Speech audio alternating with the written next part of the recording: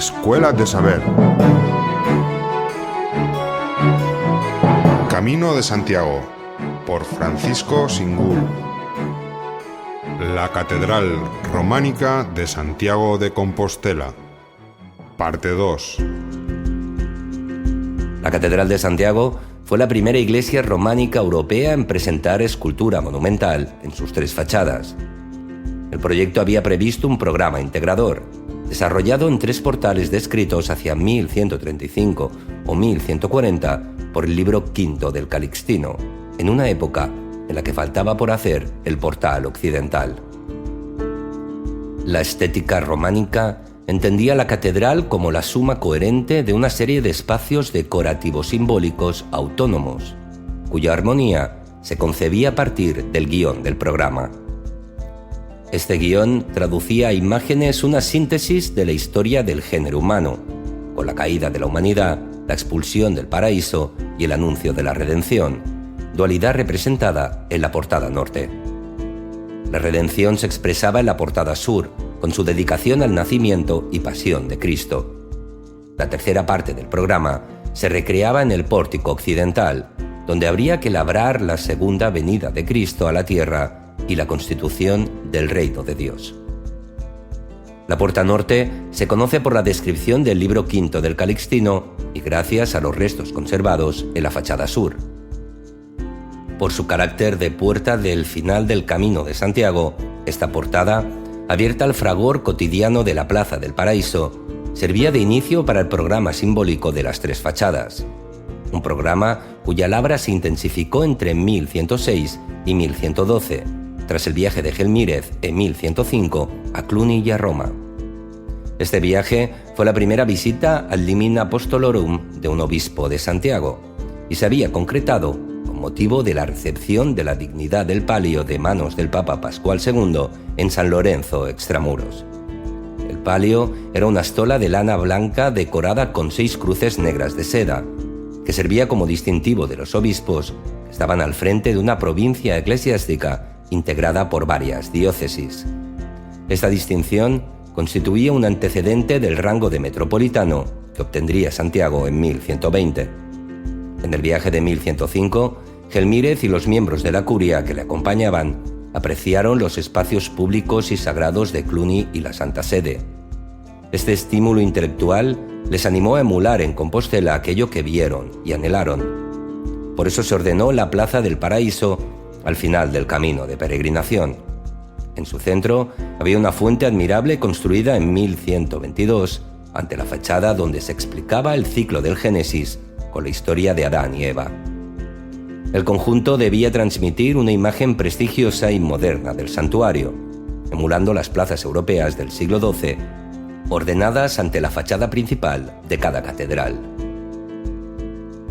Una plaza con sentido civil y comercial, pero también con funciones religiosas, pues servía de marco al ritual de la penitencia en los miércoles de ceniza, escenificando la expulsión del templo de los pecadores por parte del sacerdote oficiante. Y sobre todo, el paraíso de Santiago servía de paso previo a la entrada del peregrino en la catedral, donde recibiría la gracia de la gran perdonanza. Sobre las 2 puertas de la portada norte, el peregrino podía leer en piedra una narración basada en el Génesis. El conjunto estaba presidido por Cristo en Majestad, hoy ubicado en un contrafuerte de platerías y originalmente rodeado por los 4 símbolos de los evangelistas. La escultura de Cristo hay que relacionarla con el estilo del maestro que labra en la Basílica de San Isidoro de León la imagen del santo titular. Del grupo de los evangelistas subsiste la figura sedente de un ángel con un libro, imagen simbólica de San Mateo. A la derecha del Salvador se representaba el paraíso, es decir, la creación de Adán y la creación de Eva, así como la escena de Eva amamantando a un hijo. Estas piezas fueron trasladadas a las platerías cuando se desmontó la fachada norte en el siglo XVIII. También podía verse la reprensión de Dios a Adán y Eva, conservada en el Museo Catedralicio, y la elocuente escena de la expulsión del paraíso, hoy en el friso de platerías. Como complemento a estos relieves sobre la caída en el pecado, la portada norte ofrecía la escena del sacrificio de Isaac, también trasladada a las platerías. Desde el punto de vista estilístico, además de la influencia leonesa, hay que citar el influjo de Toulouse-Moussac. Estos rasgos procedentes del sur de Francia se detectan en las dos portadas del crucero, en el sacrificio de Isaac y en las escenas del beso de Judas y la curación del ciego de nacimiento, ambas en el tímpano derecho de platerías. El ciclo del Génesis, que relata la historia del pecado original, tenía asociado un ciclo laboral, un calendario inspirado en miniaturas carolingias y otonianas, que enriquece el programa. Tras la expulsión del paraíso, Adán, Eva y sus descendientes trabajaron para vivir. Es natural que se hubiese asociado a este episodio bíblico una serie de relieves sobre los meses del año, evocados por la serie de trabajos y ocios de la vida campesina. Los meses formaban un friso sobre la arquivolta izquierda de la portada norte, siendo la primera vez que aparecen en una fachada, formando una serie escultórica. Esta idea gozará de éxito en el arte del Camino de Santiago, de modo que el zodíaco también se labrará en la Puerta del Cordero de San Isidoro de León, entre 1115 y 1120. La esperanza en la redención de la humanidad se expresa en la fachada del paraíso con el anuncio del Mesías. Hay piezas de evidente sentido mesiánico. Una de ellas es el ya citado sacrificio de Isaac, que anuncia la llegada del Redentor y su sacrificio en favor de la humanidad. Otra sería la célebre imagen del rey David, también trasladada a las platerías, que canta al Mesías, tañe una fídula y muestra su dominio sobre las bestias pisando un león alado.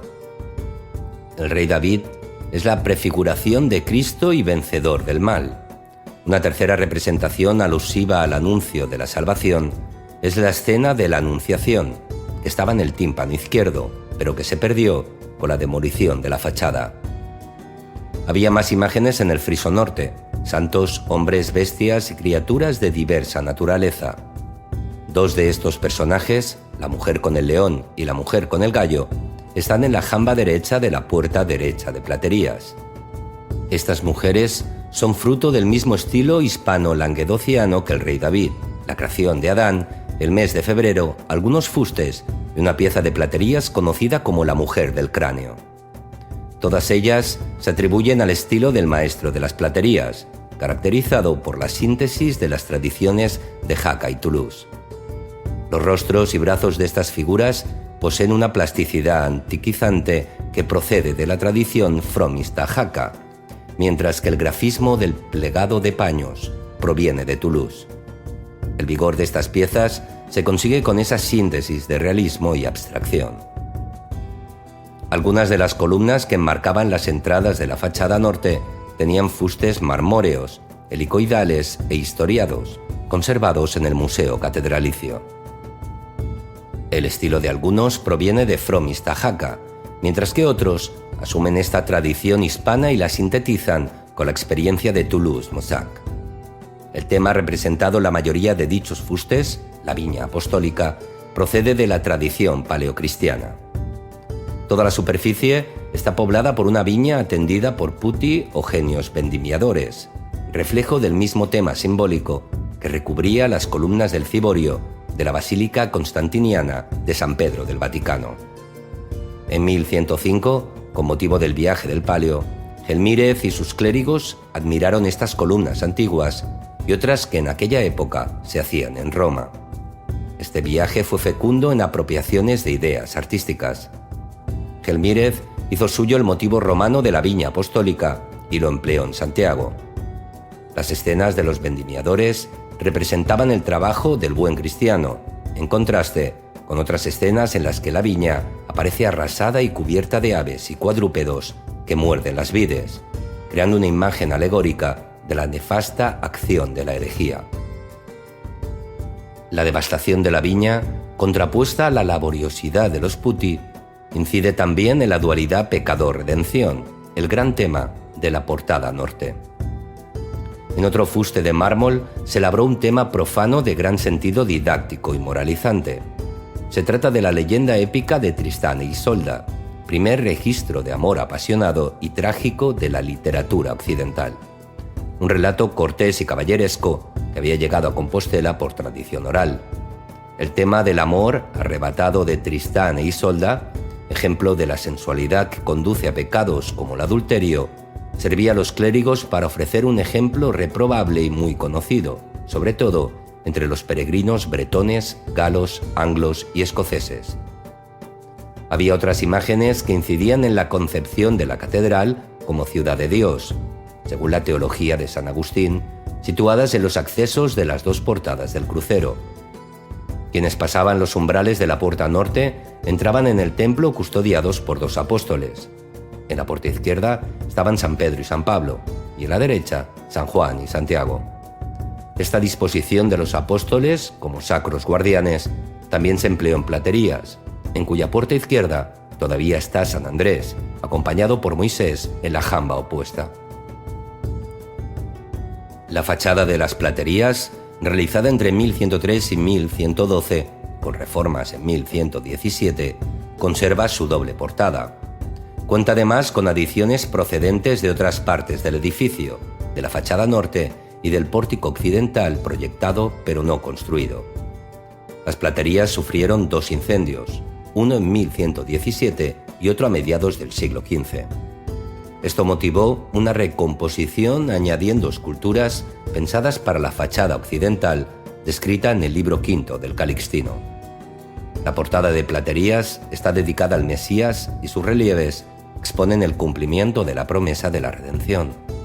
En el tímpano derecho se representa la doble naturaleza de Cristo, divina y humana. La divina, a través de la Epifanía y de la representación del poder taumatúrgico de Jesús, expresado con la curación del ciego de nacimiento. La naturaleza humana del Salvador se expone con episodios de la pasión, el prendimiento y la flagelación ante Pilatos, mientras un soldado sostiene la cruz. En el tímpano izquierdo se labraron las tentaciones de Jesús en el desierto, símbolo de su triunfo sobre el demonio, el pecado y la muerte.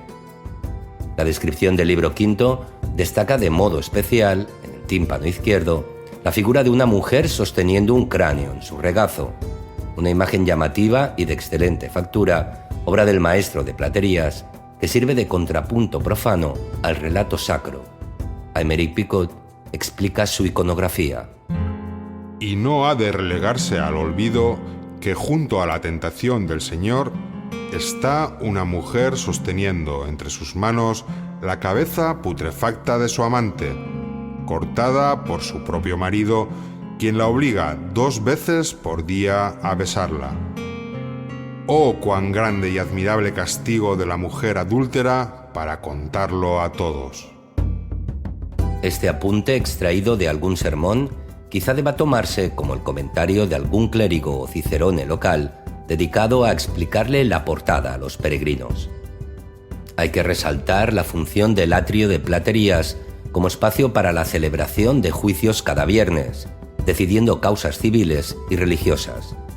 En ese atrio, Gelmírez procesó a civiles acusados de adulterio y a clérigos acusados de concubinato, como fue el caso del abad Pedro de Antaltares, declarado culpable y despojado de su cargo en 1130.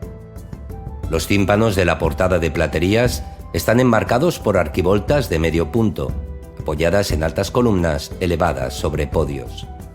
Estos soportes cuentan con capiteles vegetales y de entrelazos, aunque también hay algún historiado, como el capitel exterior izquierdo de la puerta izquierda, con la expulsión del paraíso, escena que enlaza con el tema de la portada norte.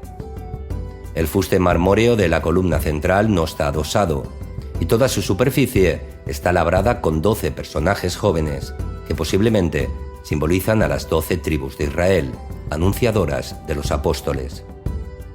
Los 12 discípulos de Cristo están presentes en los fustes exteriores, sobre los que se colocó un tambor de un mármol más blanco, decorado con una procesión de ángeles portando libros e hisopos, acompañados por palmas y pavos reales bebiendo de un cáliz. Temas martiriales paleocristianos que aluden al martirio de los apóstoles y a la vida eterna.